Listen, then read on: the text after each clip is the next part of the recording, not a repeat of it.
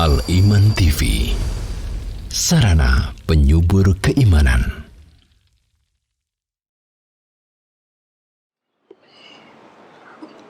Bismillahirrahmanirrahim. Assalamualaikum warahmatullahi wabarakatuh.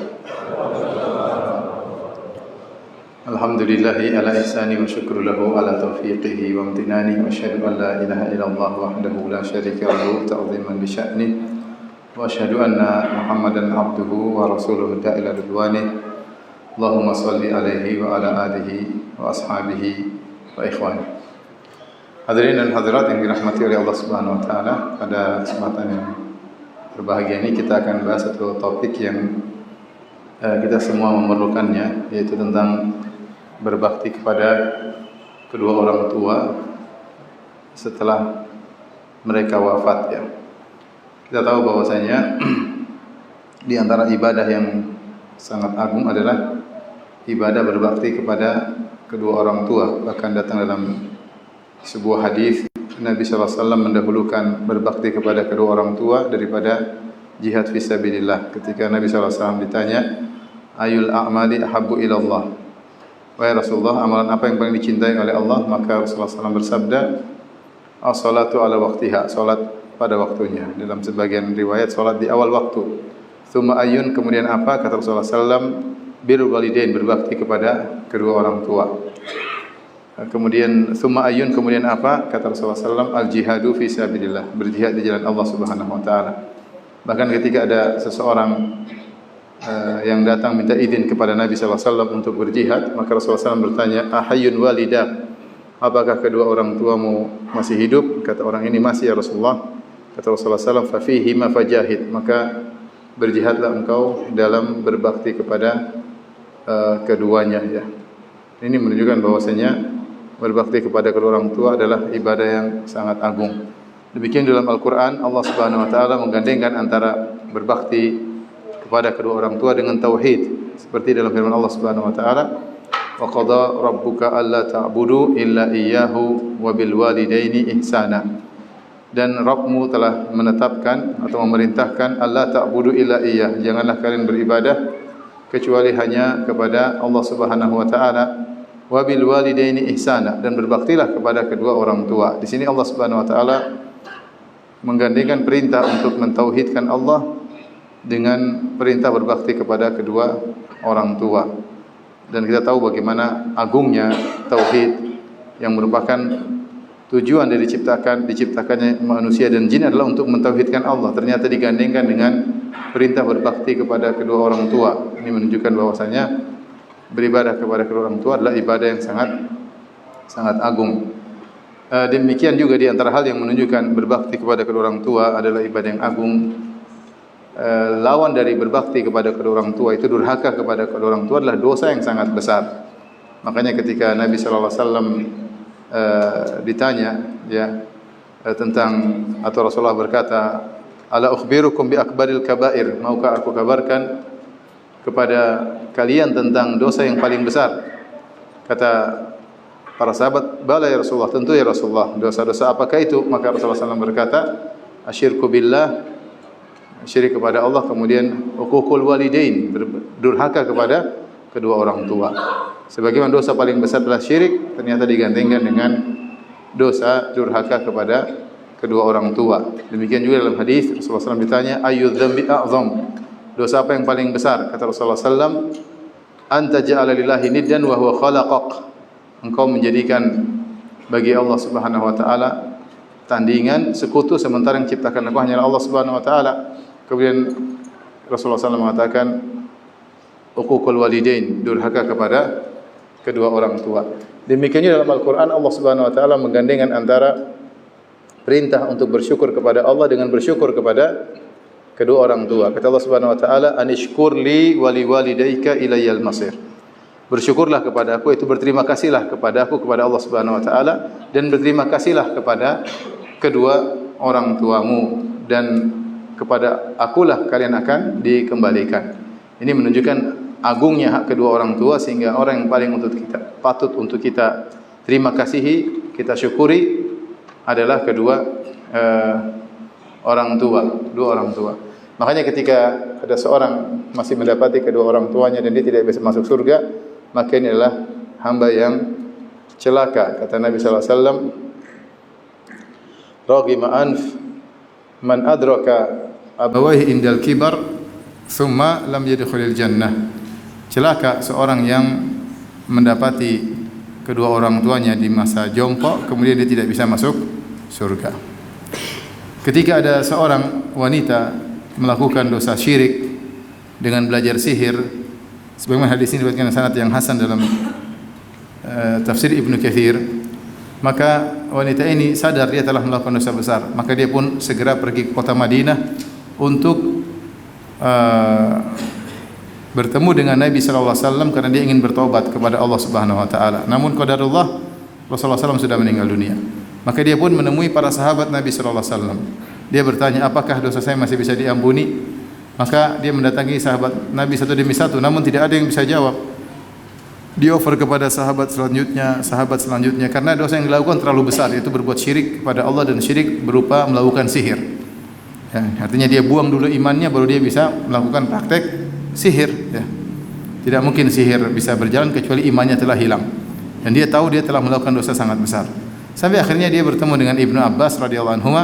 Maka Ibnu Abbas bertanya, apakah kau masih punya orang tua atau ibu? Berbaktilah kepadanya. Mudah-mudahan dengan berbakti kepada ibu, dosamu bisa diampuni oleh Allah Subhanahu wa taala.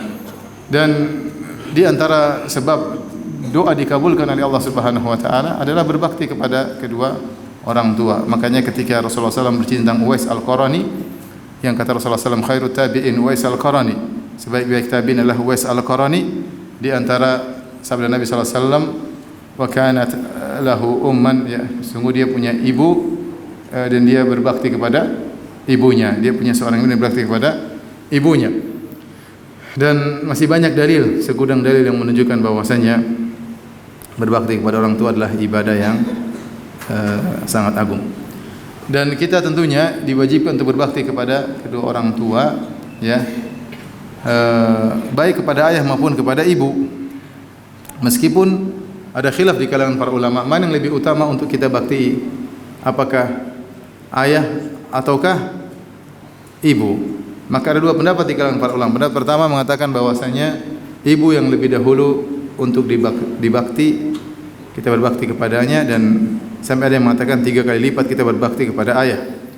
Ketika Rasulullah SAW ditanya, man ahqun nasi bisuhusni sahabati, siapakah orang yang paling utama untuk aku bakti, aku berbuat baik padanya? Kata Rasulullah SAW, ummuk, ibumu. Kemudian bertanya lagi, thumma man, kemudian siapa ya Rasulullah? Kata Rasulullah SAW, ibumu. Thumma man, kemudian siapa? Kata Rasulullah SAW, ibumu. Thumma man, kemudian siapa? Yang keempat Rasulullah SAW mengatakan, thumma abuk, kemudian adalah ayahmu. Kemudian ayahmu. Ingat di sini ibumu, bukan ibu ada 3 ya, enggak ya. Itu ibunya yang satu, ibu ya. Maka sebenarnya berkata bahwasanya ibu wajib untuk dibakti 3 kali lipat daripada ayah karena 3 hal. Yang pertama, ibulah yang mengandung sementara ayah tidak mengandung. Yang kedua, ibu yang melahirkan bertarung dengan kematian sementara ayah tidak demikian. Yang ketiga, ibulah yang menyusui sementara ayah tidak menyusui. Dari 3 hal yang dilakukan ibu tidak dilakukan oleh ayah, maka Rasulullah SAW berwasiat untuk berbuat baik kepada ibu sampai 3 kali. Yang keempat baru ayah. Ini pendapat. Pendapat yang lain mengatakan sama, tidak ada perbedaan antara ayah dan ibu. Ini pendapat yang saya pilih dan lebih kuat, bahwasanya tidak ada perbedaan antara berbakti kepada ayah dan ibu. Dua-duanya harus dibakti. Bukan karena saya sebagai bapak, tidak, tetapi karena memang dalil menunjukkan akan hal tersebut. Di antaranya Allah ketika menyebutkan tentang bakti kepada kedua orang tua, ya, Allah menyebutkan kedua-duanya, ya. Qadha rabbuka alla ta'budu illa iyyahu wa bil walidaini ihsana, ya. Berbaktilah kepada kedua orang tuamu. Berbaktilah kepada kedua orang tuamu. Kemudian juga dalam hadis-hadis juga ketika Rasulullah SAW menyebut tentang yang pahala yang paling besar atau amal terbaik, kata Rasulullah SAW, birrul walidain, berbakti kepada kedua orang tua.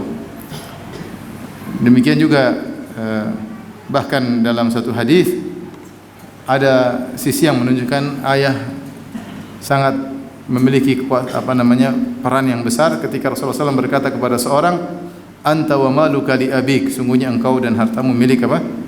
ayahmu. Kemudian seorang anak bernasab kepada siapa? Kepada ibu atau kepada ayahnya? Kepada ayahnya ya. Kepada ayahnya. Sehingga sebagian ulama berpendapat bahwasanya tidak ada bedanya ayah dan ibu. Hanya saja ketika Rasulullah SAW menyuruh untuk mengkhususkan penyebutan ibu, ibumu, ibumu, ibumu. Wallahu a'lam bishawab, karena di zaman itu penghinaan terhadap wanita sangat besar. Kemudian perendahan terhadap wanita termasuk ibu sangat besar. Ya. Kalau ayah, seorang anak tidak berani durhaka kepada ayah. Dan ayah masih kuat sehingga mungkin kebutuhan bakti dari anaknya tidak begitu besar. Tapi kata seorang ibu, betapa sering anak membangkang kepada ibu, membentak ibunya, mungkin memukul ibunya. Bahkan saya pernah didatangi oleh seorang ibu ke rumah yang bawa anaknya, mungkin SMP kelas 3 atau SMA. Dia bilang, Ustaz, anak saya ini, saya sambil nangis, anak saya ini suka mukul saya. Anaknya di depan ibu. Maksudnya subhanallah, anaknya mukul apa? Ibunya. Kalau bapaknya enggak berani. Artinya potensi untuk durhaka kepada ibu sangat besar. Ya, potensi sangat besar. Makanya dalam hadis Rasulullah SAW menyebutkan di antara Inna Allah harrama alaikum salasan, Allah mengharamkan perkara-perkara keperluan, di antaranya kata Rasulullah SAW, uququl ummahat, durhaka kepada para ibu. Bukan berarti durhaka kepada ayah halal, tidak. Tapi Rasulullah SAW mengkhususkan penyebutan ibu karena ibu mudah untuk didurhakai, dibentak, dimarah-marah, diperintah-perintah oleh anak ya. Oleh kalau sudah tua, ayah lebih kuat lebih. Namun bukan berarti berbakti kepada ibu lebih daripada ayah, karena munculnya seorang anak adalah sebab dengan pertemuan antara sperma ayah dengan sel telur, sel ovum ibu, dan besarnya seorang anak juga dengan jasa sang ayah yang bekerja keras mencari nafkah buat istrinya dan anaknya. Jadi wallahu a'lam bishawab ya, bakti kepada keduanya sama, baik kepada ayah maupun kepada ibu. Jangan sampai kita semangat berbakti kepada ibu, lupa untuk berbakti kepada ayah. Dua-duanya wajib untuk dibaktii ya. Sehingga ketika ada masalah antara ayah dan ibu, jangan kita bela ibu, enggak ya. Karena kenapa kita bela ibu? Karena ibu lebih berhak untuk kita bakti, enggak. Ayah dan ibu sama untuk kita berbakti kepada keduanya. Taib. Bahkan kedua orang tua meskipun kafir wajib untuk kita bakti. Sebagaimana dalam firman Allah Subhanahu wa taala, wa in jahadaka ala an tusyrika bima laysa laka bihi fala tuti'huma wa sahibuhuma fid dunya ma'rufa. Jika kedua orang tuamu yaitu kafir memaksamu untuk berbuat kafir, memaksamu untuk syirik yang kau tidak punya ilmu tentangnya. Ini bukan cuma orang tua kafir saja, bahkan maksa untuk berbuat apa? Kesyirikan. Fala tuti'huma, jangan kau taati mereka berdua untuk berbuat kesyirikan. Tetapi kata Allah, wa sahibuhuma fid dunya ma'rufa, pergaulilah mereka dengan ma'ruf ketika di dunia, ketika mereka hidup.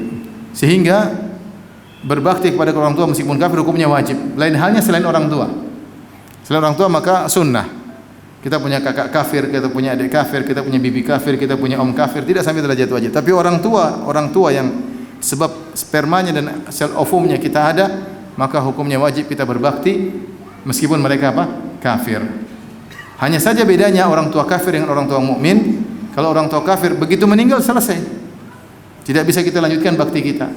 Nah, orang tua mukmin kalau meninggal masih kita punya kesempatan untuk berbakti kepada orang tua mukmin yang sudah meninggal. Orang tua kafir sudah selesai. Kalau dia meninggal dunia mau diapain? Tidak bisa kita doain. Ya, oleh karenanya Nabi Ibrahim ketika tidak boleh berdoa untuk ayahnya yang meninggal dalam kondisi kafir. Demikian juga Nabi Muhammad SAW atau Nabi Nuh sebelumnya dilarang untuk berdoa untuk anaknya yang meninggal dalam kondisi kafir ya. Fala tas'alni ma laysa ya Nuh innahu laysa min ahlika innahu amalun ghairu salih. Fala tas'alni ma laysa laka bi'ilm. Wahai Nuh, anakmu itu bukanlah dari keluargamu dan dia telah melakukan perbuatan yang tidak benar, maka jangan kau berdoa kepadaku permohonan yang kau tidak punya ilmu tentangnya. Inni a'idzuka an takuna minal jahilin. Aku ingatkan engkau jangan sampai kau termasuk orang-orang yang jahil. Nuh berdoa untuk anaknya yang mati dalam kondisi kafir, ditegur oleh Allah. Ibrahim tidak boleh mendoakan ayahnya. Nabi Muhammad SAW dilarang untuk mendoakan pamannya ketika pamannya Abu Talib yang meninggal Maka Allah berfirman, maka lin nabi wal ladzina amanu ayastaghfirul musyrikin walau kanu uli qurba. Tidak pantas bagi nabi dan orang yang beriman untuk memohon ampunan bagi orang-orang yang meninggal dalam kondisi kafir meskipun karib kerabat. Dalam Sahih Muslim ketika Nabi SAW menziarahi kuburan ibunya, dia mengatakan, aku mohon izin kepada Allah an astaghfir li ummi, untuk mohon ampunan bagi ibuku, tapi Allah melarang dan aku minta izin untuk menziarahinya, maka Allah membolehkan. Makanya Imam Nawawi menyebutkan bab kalau tidak salah bolehnya ziarah kepada kuburan orang musyrik. Intinya kalau sudah orang tua kafir meninggal dunia, sudah terputus, kita enggak bisa lagi berbakti kepadanya. Tapi kalau orang tua kita mukmin meninggal, masih ada kesempatan berbakti kepadanya. Tapi ikhwan dan akhwat yang rahmatillah subhanahu wa ta'ala, kenapa kita harus bahas masalah ini? Ada beberapa hal yang membuat kita harus bahas masalah ini. Pertama, tadi sudah kita singgung, karena berbakti kepada kedua orang tua adalah ibadah yang agung. Yang ternyata ibadah tersebut bukan hanya bisa kita lakukan semasa hidup mereka, yang masih hidup alhamdulillah, segera jangan lewatkan waktu untuk kesempatan berbakti kepada mereka berdua, dan ternyata bisa dilakukan setelah mereka meninggal dunia. Yang kedua, bahwasanya kita mungkin selama hidup masih kurang berbakti kepada kedua orang tua. Mesti berbakti tapi masih banyak kekurangan. Masih perhitungan ya. Bantu orang tua masih perhitungan, masih bantu ayah, bantu ibu masih penuh perhitungan. Sementara orang tua tidak pernah perhitungan sama kita ya. Saya sering bilang kalau orang tua dulu perhitungan sama kita, susunya diirit-irit, kita kurus krempeng semuanya. Ya, tapi orang tua jualan sawah, jualan ini, utang sana, utang sini, kita biar bisa sekolah. Mereka berkorban habis-habisan untuk agar kita menjadi anak yang berhasil. Mereka tidak pernah perhitungan. Secara umum ya, tidak pernah perhitungan ya.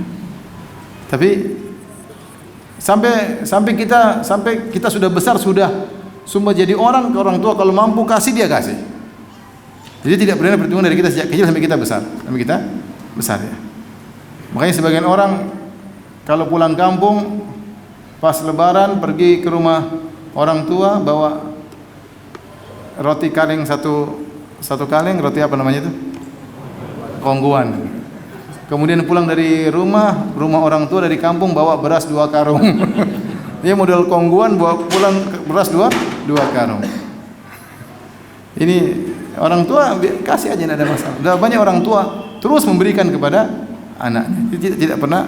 Tidak pernah perhitungan. Sementara kita kalau orang tua sering perhitungan. Saya baca perkataan seorang, dia sudah tua. Saya baca perkataan dia, cerita setelah dia sampai masa tua, masa jompo, baru dia sadar. Setelah saya jompo, saya baru sadar bahwasanya ternyata dulu saya tidak berbakti kepada ayah saya. Bagaimana ceritanya? Dia cerita ketika saya sudah tua ini, anak saya sering datang kepada saya dan tanya, ayah mau ini, ayah mau saya belikan ini. Dan selalu saya jawab, enggak nak, ayah enggak perlu, enggak nak. Selalu saya jawab enggak, padahal saya perlu, padahal saya mau. Cuma saya enggak enak sama anak saya. Dari sini saya sadar ternyata ketika saya dulu orang tua saya masih hidup, saya juga sering nawarin begitu. Ayah mau ini, tapi saya bilang enggak. Dan saya tidak belikan ketika saya bilang apa? Enggak. Artinya tahu bahwa selama ini dia kurang berbakti kepada orang tua. Harusnya dia kenali kebutuhan orang tuanya dan dia hadirkan tanpa harus bertanya-tanya.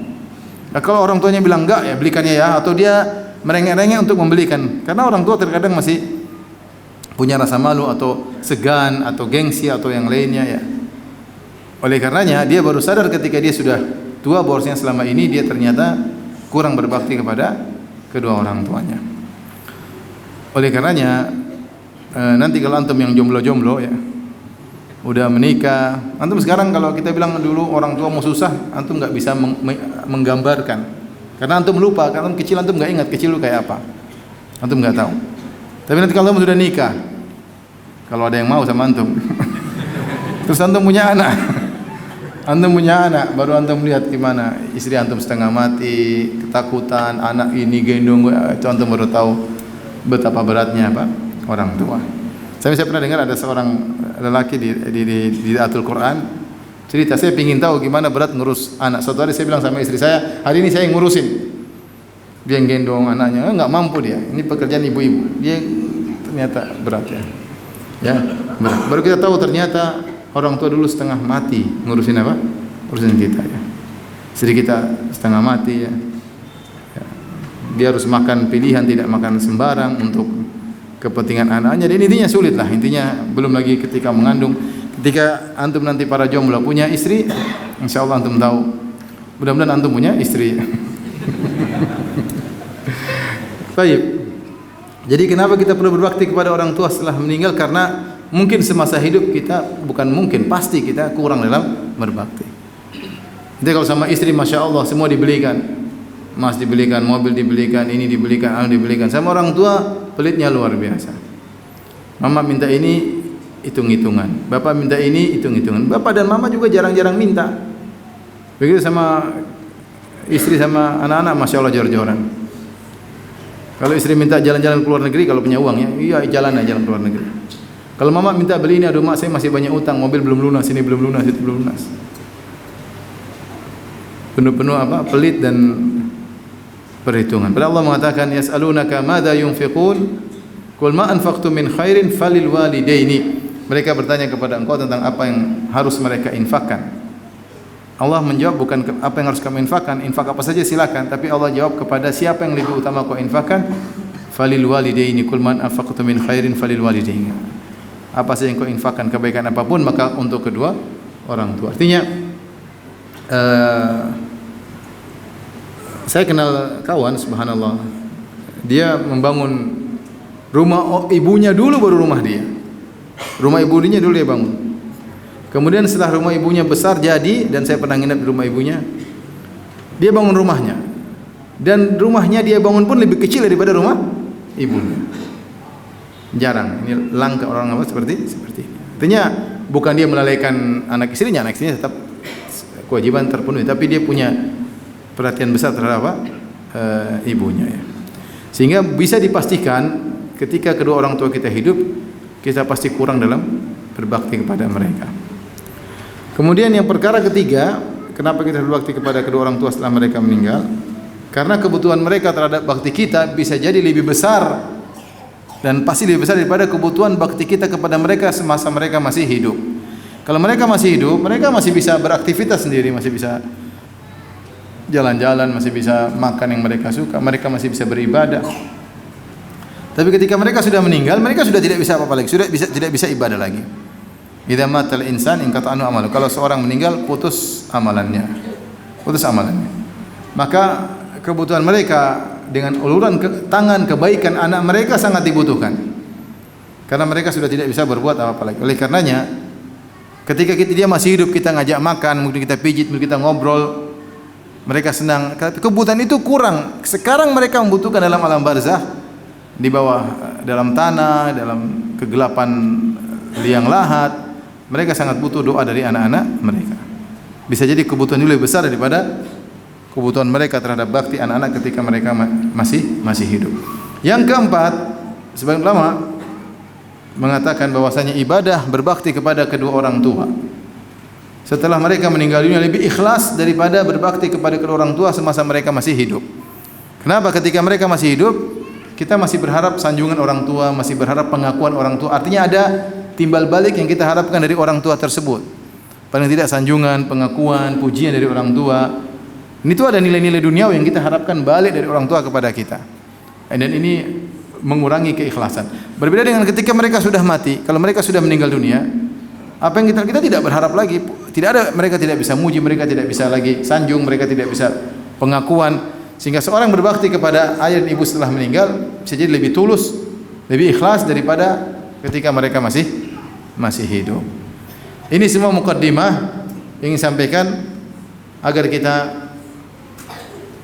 jangan lalai ya, untuk terus berbakti kepada orang tua setelah orang tua meninggal dunia. Nah, apa yang bisa kita lakukan untuk bisa berbakti kepada orang tua setelah mereka meninggal dunia?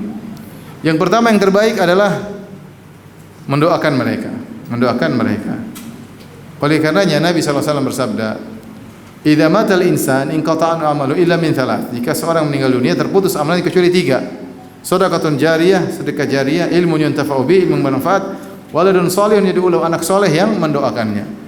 Di sini Rasulullah SAW menyebutkan hal yang paling bermanfaat bagi seorang sudah meninggal dunia adalah waladun salihun yad'u lahu, anak soleh yang mendoakannya. Dan ini dalil bahwasanya ciri anak soleh adalah suka mendoakan apa? Kedua orang tuanya. Kalau anak jarang mendoakan orang tua itu tidak soleh. Kenapa? Anak tersebut tidak tahu diri. Kata Nabi SAW, la yashkurullah ma la yashkurun nas. Tidak tahu berterima kasih kepada Allah orang yang tidak tahu berterima kasih kepada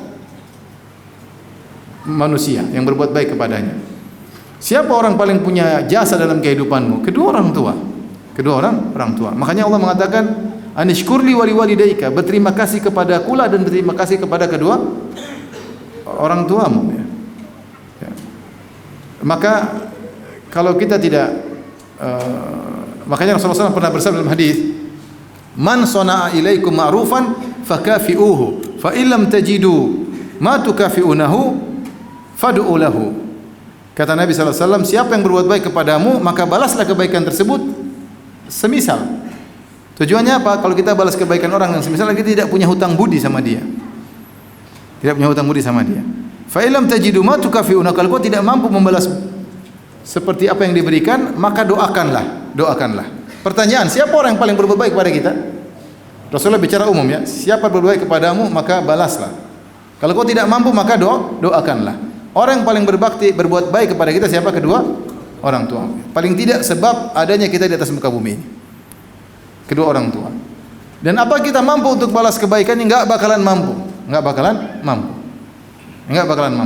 Siapa yang lihat bagaimana seorang wanita yang mengandung kemudian melahirkan, bertarung dengan kematian, kemudian menyusui dengan menggendongnya ya, menggendong sang anak, dia tahu tidak ada yang bisa membalas budi kedua orang tua. Nah, kalau kamu tidak bisa balas budi kedua orang tua, maka doakan kedua orang tua. Makanya Nabi mengatakan ciri orang soleh, anak soleh adalah mendoakan apa? Orang tua. Kalau kita nggak pernah doain orang tua, kita nggak soleh, omong kosong bilang soleh. Kenapa? Karena kita tidak tahu balas budi. Maka ini yang paling bermanfaat bagi seorang untuk berbakti kepada kedua orang tuanya setelah meninggal dunia adalah mendoakannya. Kemudian datang dalam hadis-hadis yang lain yang menunjukkan kita bisa berbakti kepada orang tua dengan cara yang lain selain berdoa adalah mohon ampun kepada mereka, untuk mereka berdua. Ini mohon ampun, istighfar adalah bagian dari doa, tapi dia lebih spesifik terkait dengan dihapuskannya dosa-dosa. Dalam hadis disebutkan, inna rajula la turfa'u darajatu fil jannah. Ada seorang laki diangkat derajat di surga. Faqala anna li hadza, kok bisa saya diangkat derajatnya? Maka dikatakan fayuqal bistighfari laka walad bistighfari waladika laka. Karena anakmu sering mohon ampun buat engkau. Anakmu sering mohon ampun buat engkau. Dan dua ini, mendoakan orang tua dan mohon ampunan bagi orang tua, dilakukan semasa orang tua masih hidup maupun sudah meninggal dunia. Hanya saja kebutuhan akan doa untuk kedua orang tua lebih dibutuhkan ketika mereka sudah meninggal dunia. Kita orang tua masih hidup, kita doain. Kita mohon agar Allah ampuni dosa-dosanya, karena orang tua kita juga manusia, sering melakukan dosa.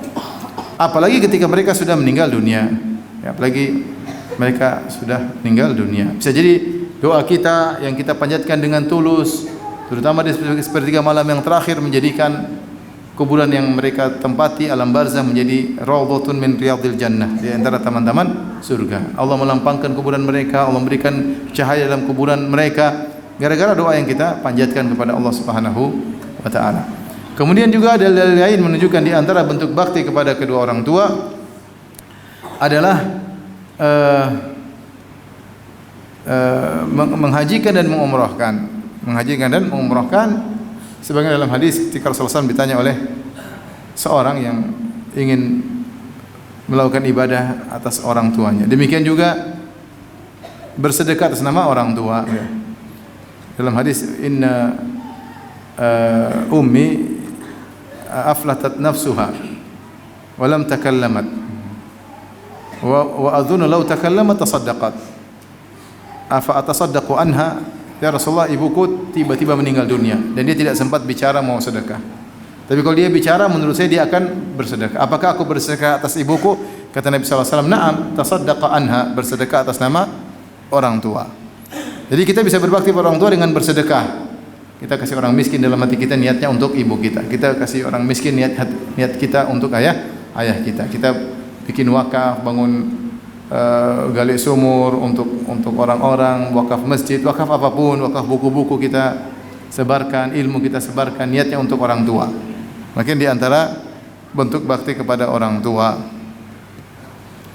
Kemudian di antara bentuk bakti kepada kedua orang tua setelah mereka meninggal dunia adalah berbuat baik kepada temannya, teman ayah maupun teman ibu. Dalam hadis kata Nabi sallallahu alaihi wasallam, "Inna min abarril bar silatul rajuli ahla wuddi abihi ba'da ma walla," atau ba'da ma an yuwalliya. Kata Nabi sallallahu alaihi wasallam, di antara bentuk berbakti adalah seseorang berbuat baik kepada keluarga teman bapaknya setelah bapaknya meninggal dunia. Setelah bapaknya meninggal dunia, berbuat baik kepada teman bapaknya setelah bapaknya meninggal dunia. Hadis ini diriwayatkan oleh Ibnu Umar radhiyallahu anhu. Suatu hari Ibnu Umar radhiyallahu anhu berjalan dan dia naik himar. Kadang-kadang naik onta, kadang-kadang dia ingin santai, rileks, dia naik himar dengan menggunakan pakaiannya dan pakai sorbannya. Tiba-tiba dia bertemu dengan seorang Arab Badui, Arab kampung. Kemudian Ibnu Umar berkata, "Anta fulan, engkau fulan?" Kata dia, "Iya." "Ayahmu fulan?" "Iya." Maka Ibnu Umar kemudian segera turun dari himarnya, kemudian dilepas sorbannya, dia pakaikan kepada orang ini, Arab Badui ini, kemudian dia silakan monggo naik di atas himarku. Orang-orang yang ikut Ibnu Umar heran, ini siapa? Kenapa kok dimuliakan oleh Ibnu Umar? Kata Ibnu Umar, "Abuhu kana wuddan li Umar." Ayah orang Arab Badui ini dulu teman dekatnya Umar bin Khattab, teman dekatnya bapak saya. Dan Rasulullah SAW pernah bersabda, "Inna min abarril bar," termasuk berbakti kepada orang tua, silatul rajuli ahla wuddi abihi, adalah menyambung silaturahmi atau berbuat baik kepada keluarga teman bapak, keluarga teman bapak. Jadi kalau kita bapak kita selama hidup punya teman yang baik tentunya, atau ibu kita punya teman baik, maka kita berbuat baik kepada mereka. Saya katakan seandainya ayah kita masih hidup, tentu dia senang kalau ada anaknya berbuat baik sama temannya. Iya atau tidak? Dia senang. Seandainya ibu kita masih hidup, kita berbuat baik sama teman ibu kira-kira bangga atau tidak? Bangga. Tapi dia sudah meninggal dunia. Intinya, ketika kita berbuat baik kepada teman bapak atau teman ibu, maka kita sedang berbakti kepada ayah dan ibu. Dan itu pahalanya besar. Jangankan ayah dan ibu, bahkan Rasulullah SAW berbuat baik kepada teman-teman Khadijah. Ya, Rasulullah SAW sering menyembelih kambing, kemudian Rasulullah SAW menyuruh dibagi-bagikan kepada sadaiq Khadijah, untuk dibagi-bagikan kepada teman-temannya Khadijah, sebagai bentuk perhatian Nabi kepada siapa? Khadijah. Itu istri, apalagi kepada kedua orang tua. Maka kalau kita tahu ayah kita punya teman dulu, teman sering ngopi bareng, ngobrol bareng, curhat, kerja bareng, dekat, pergi masjid bareng-bareng, maka kita berbuat baik kepada teman ayah kita, atau demikian teman ibu kita. Ada ibu kita sering sebut temannya, sering ketemu dengan dia, sering telepon sama dia, sering ngobrol sama dia. Ibu kita meninggal, temannya masih ada, kita baikin teman ibu tersebut. Ini beberapa hal tadi yang bisa disebutkan, berbuat baik kepada atau berbakti kepada kedua orang tua setelah mereka meninggal. Apa tadi yang pertama? Mendoakan. Yang kedua, istighfar. Yang ketiga, haji dan umrah. Yang keempat, sedekah. Yang kelima, datang dalam satu hadis riwayat Abu Dawud dan Imam Ahmad dari Abu Usaid Malik bin Rabi' As-Sa'idi, namun sebagian ulama mendhaifkan hadis ini, sanadnya ada bermasalah. Sebagian menghasankan hadis ini, terutama terkait dengan fadhail amal. Saya bacakan hadis ini. Jadi Abu Usaid Malik bin Rabi' As-Sa'idi radhiyallahu anhu qala, dari sahabat berkata, "Baina nahnu julusun inda Rasulillah." Tatkala kami sedang duduk di sisi Rasulullah sallallahu alaihi wasallam, idz ja'ahu rajulun Bani Salimah. Maka datanglah seorang laki dari Bani Salimah. Faqala ya Rasulullah, maka orang ini bertanya, "Ya Rasulullah, hal baqiya min birri abawayya syai'un abarruhuma bihi ba'da mautihima?" Ya Rasulullah, masih adakah amalan yang bisa dari berbakti kepada kedua orang tua yang bisa aku lakukan untuk aku berbakti kepada orang tuaku setelah mereka meninggal dunia? Faqala na'am, kata Nabi ada. As-salatu 'alaiha, kata Nabi sallallahu alaihi wasallam, as-salatu 'alaihima, yaitu mendoakan keduanya. Mendoakan keduanya. Termasuk salat jenazah, karena dalam salat jenazah adalah mendoakannya, dan secara umum mendoakan keduanya. Dan ini adalah ibadah yang paling afdal. Kata Syekh Utsaimin, ini berbakti kepada orang tua setelah mereka meninggal yang paling afdal adalah mendoakan.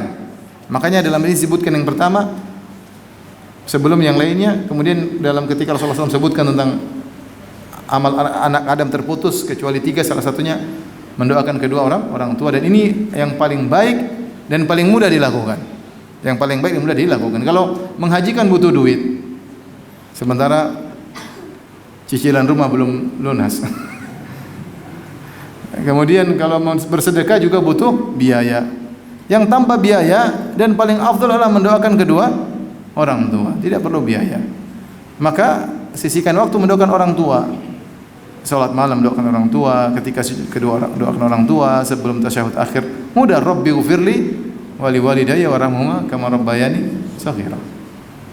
Allah ampunilah aku kedua orang tua, rahmatilah mereka berdua. Kata Allah, wa qur rabbirhamhuma kama rabbayani shaghira.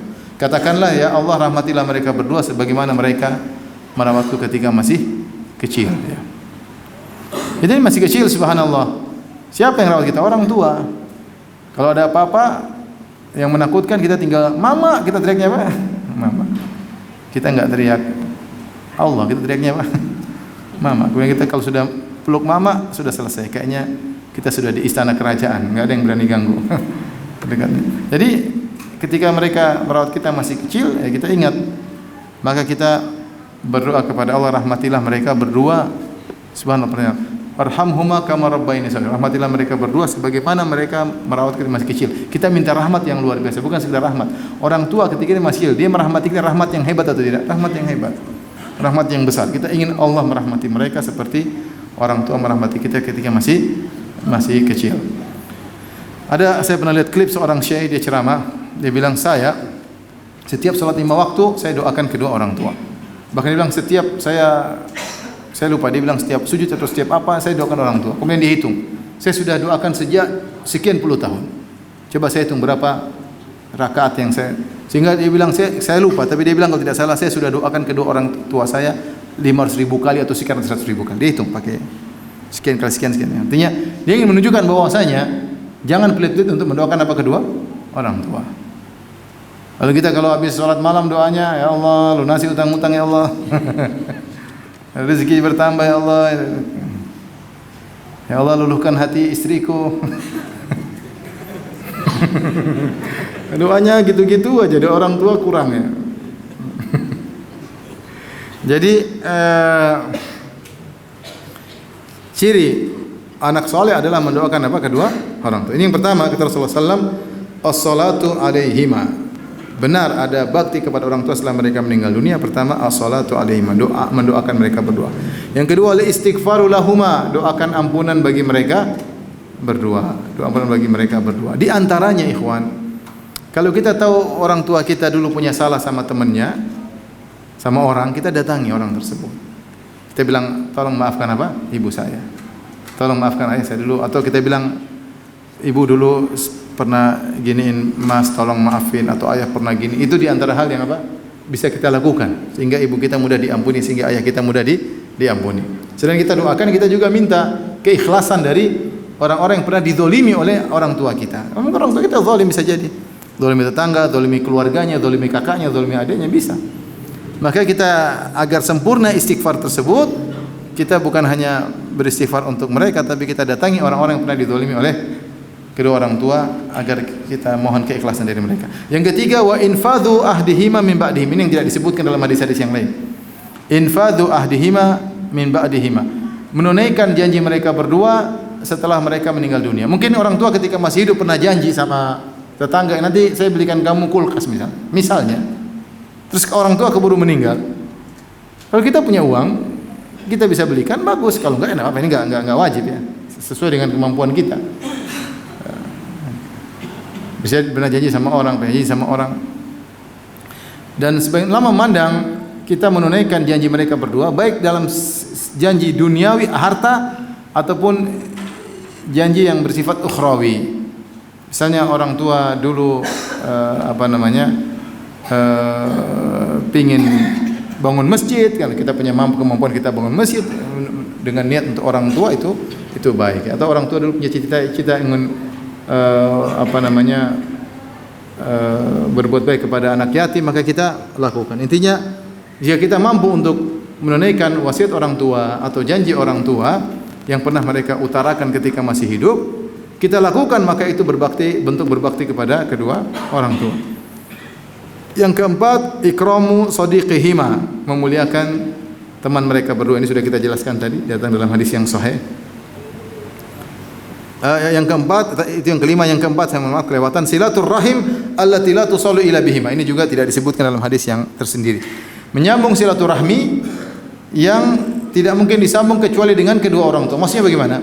Kita ini diciptakan di atas muka bumi bukan tiba-tiba seperti Nabi Adam alaihissalam, tiba-tiba tanpa ayah tanpa ibu. Seandainya kita diciptakan seperti Nabi Adam tanpa ayah tanpa ibu, kita enggak punya om, enggak punya tante, enggak punya bapak, enggak punya ibu, enggak punya sepupu, kita enggak ada kerabat.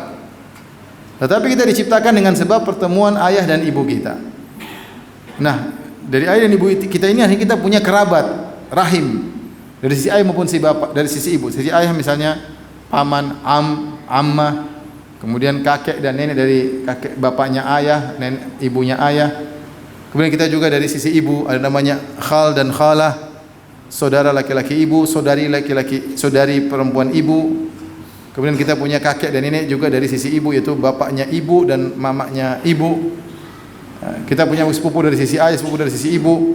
Inilah kerabat-kerabat ini. Kalau kita buat baik kepada mereka, berarti kita yang berbakti kepada kedua orang tua. Apalagi Rasulullah SAW ketika menyebut tentang pengasuhan, kata Rasulullah SAW, al-khala bimanzilatil bahwasanya bibi seperti ibu. Jadi kalau ibu kita sudah meninggal, masih ada bibi kita, masih ada tante kita, kita mampu untuk membantu mereka, telepon ziarah kalau bisa bantu secara materi itu yang terbaik, karena mereka lebih senang dikasih materi daripada cuma disenyumin. Kita ziarah tapi kalau kita bisa materi kasih, itu kita lakukan uang pada tempatnya karena kita sedang berbakti kepada orang tua. Seandainya orang tua masih hidup, mereka senang atau tidak? Senang, mereka bangga adiknya di ini sana. Oleh karenanya ini diantara bentuk berbakti kepada orang tua, kita berbuat baik kepada kerabat ibu atau kerabat ayah yang masih hidup, hidup. Taib, ini saja ikhwan dan akhwat yang dirahmati Allah Subhanahu wa taala yang dia sampaikan ya, tentang berbakti kepada kedua orang tua setelah mereka wafat. Semoga Allah menganugerahkan kepada kita kemampuan untuk berbakti kepada kedua orang tua semasa hidup mereka maupun setelah wafat mereka. Amin ya rabbal alamin. Dan semoga Allah mengumpulkan kita bersama kedua orang tua di surganya kelak. Amin ya rabbal alamin. Ada yang bertanya, saya persilahkan. Kalau tidak ada, alhamdulillah sudah masuk jadwal makan siang. Monggo, silakan. Salam warahmatullahi wabarakatuh.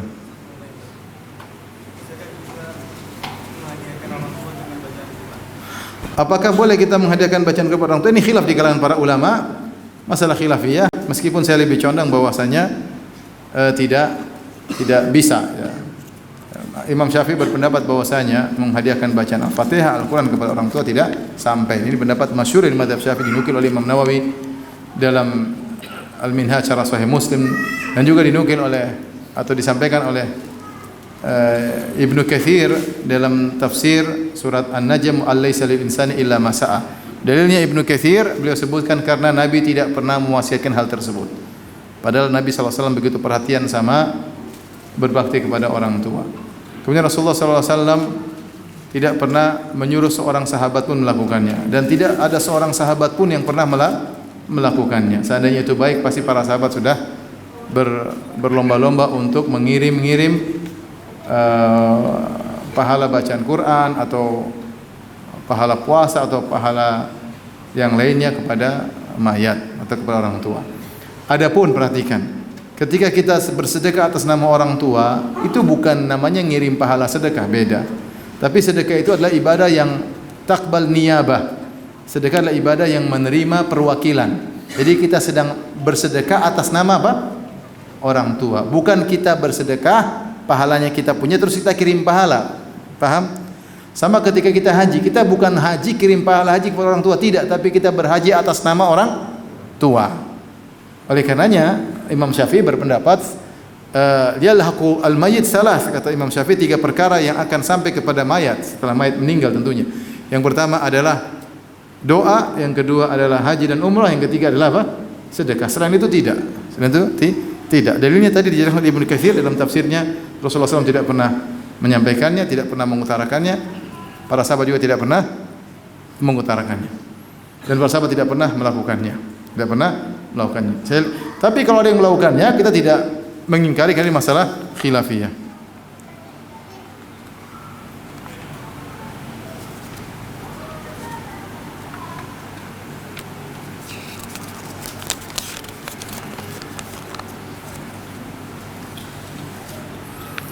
Ustaz, kedua orang tua istri ana berbeda agama. Bagaimana sikap ana sebagai suami untuk membantu istri ana berbakti kepada orang tuanya dengan menjaga silaturahmi mertua? Ditambah mertua ana selalu minta ana untuk berkunjung ketika hari raya mereka. Tetap suruh istri sabar, tetap berbuat baik kepada kedua orang tuanya. Suruh istri mendakwahi kedua orang tuanya. Sabar, dakwahi ya. Sampai siapa tahu mereka dapat hidayah. Saya sudah dapat 2 cerita. Seorang dapat hidayah, orang tuanya dapat hidayah ketika menjelang wafatnya dengan kesabaran anaknya. Yang pertama ada seorang akhwat, bapaknya Nasrani. Kemudian ketika sakit dia jaga, dia jenguk sampai menjelang wafat. Dia minta ayahnya tersebut bersyahadah dan ayahnya melakukan asyhadu alla ilaha illallah, kemudian tidak lama meninggal dunia. Artinya Masya Allah dia berhasil. Ini bakti luar biasa, memberi bukan materi tapi memberi sebab apa? Hidayah. Kemarin juga saya dapat cerita, saya ditanya, Ustaz, bagaimana hukum seorang yang dia tahu bapaknya meninggal dalam kondisi Islam tapi kemudian bapaknya dibuat acara kematian dengan cara non muslim. Kok tahu dari mana? Iya, karena dia punya saudara-saudara masih kafir, terus bapaknya juga kafir. Ketika bapaknya sakit, dia yang paling getol ngerawat, sampai akhirnya dia suruh ayahnya bersyahadah dan ayahnya mau. Asyhadu an la ilaha illallah, asyhadu anna Muhammadar Rasulullah. Kemudian tidak lama meninggal dunia. Tapi dia nggak bisa buktikan apa-apa. Akhirnya keluarga yang non muslim datang kemudian mengurusi apa? Jenazahnya. Saya bilang ya sudah, kalau nggak bisa mau diapain? Ayahnya tidak berdosa ya. Yang penting artinya maksud saya sabar dalam mendakwahi orang tua. Bisa jadi di detik terakhir, di nafas terakhir bisa jadi dia masuk Islam. Jadi semangati istri untuk berbuat baik. Tapi kalau diajak ke acara yang haram maka jangan datang.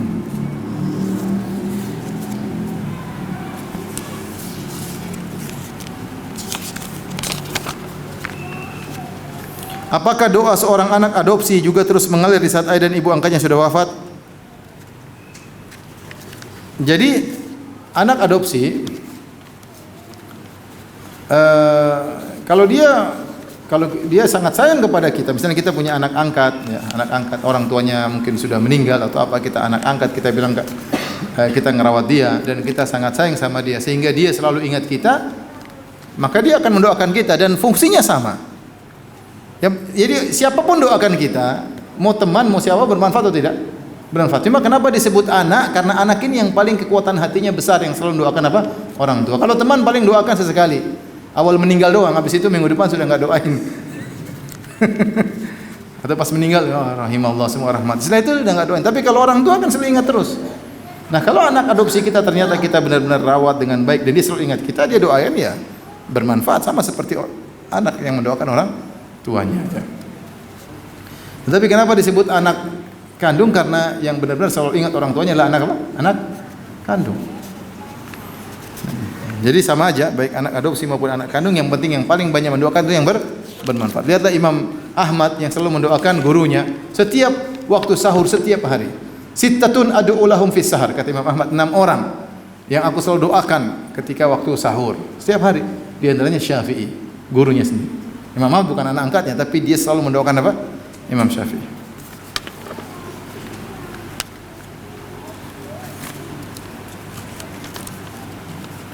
Ibu saya meninggal dalam keadaan tidak salat subuh dan tidak sempat mengucapkan kalimat tauhid menjelang ajalnya. Apakah ibu saya ada harapan masuk surga? Tapi kan dia sholat isya sebelumnya. Maksudnya cuma sholat subuh nggak sempat. Ya mungkin ya, doain aja lah. Ya, muslim, insya Allah muslim. Kecuali ibu saya meninggal tidak pernah sholat. Kalau tidak sholat subuh ya mungkin lagi sakit, lagi apa, ada uzur kita nggak tahu. Bagaimana orang tua yang tidak memiliki anak? Bagaimana jadi orang tua kalau tidak punya anak? Paham? Atau anaknya sudah meninggal dunia sebelum dia, bisa jadi. Anaknya sudah meninggal sebelum apa? Sebelum dia. Alhamdulillah pahala banyak. Kalau kita seandainya seorang mandul enggak punya anak, bukan berarti selesai. Ada pahala-pahala yang lain. Ya, ada pahala-pahala yang lain bisa dia lakukan.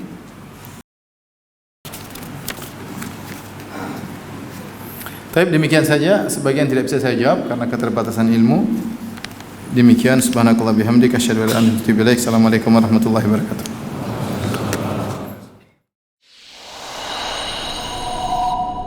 Al Iman TV